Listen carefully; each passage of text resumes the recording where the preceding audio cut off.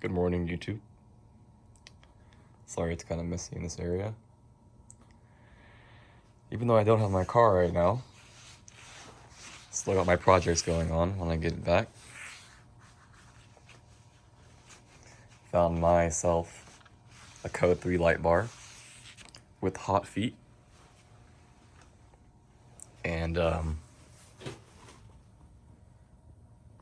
thankfully, I managed to find me a pair of automatic license plate reader brackets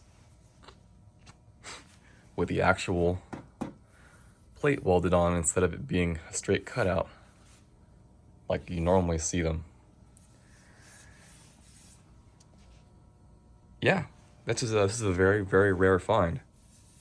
Probably won't find one of these anytime soon, at least I won't.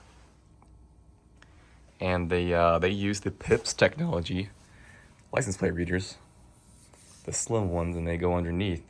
So this board's flipped upside down, so it would go underneath, pointed in outward directions and any other direction you want, really. I have all four. I have 2 of the PIPS cameras coming in already, and I'm planning on buying the other pair on Thursday.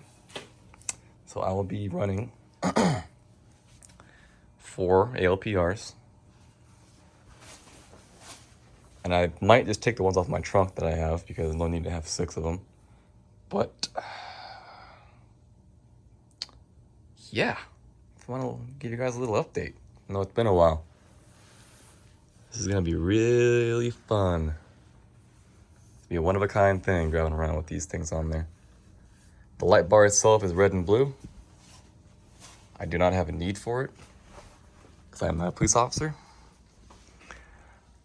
Supposedly it's fully functional. Haven't tested it yet. Picked it up yesterday.